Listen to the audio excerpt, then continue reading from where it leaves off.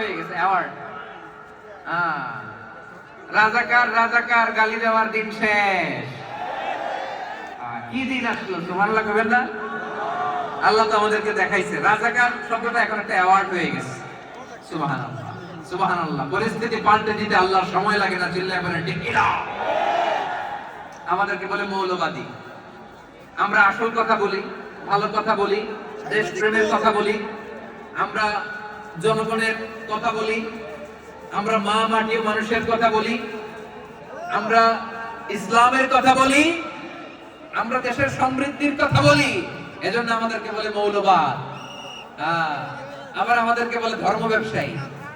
আছে না নাই? আমরা ধর্মের সত্য কথা প্রচার করি, যেটা দেশের ভালো, জনগণের ভালো, সেটা উপস্থাপন করি, আমাদেরকে বলে ধর্ম ব্যবসায়ী। আমার প্রিয় ভাইরা, যারা ইসলামের কথা বলে, যারা কোরআনের কথা বলে, এরা ধর্ম ব্যবসায়ী নয়।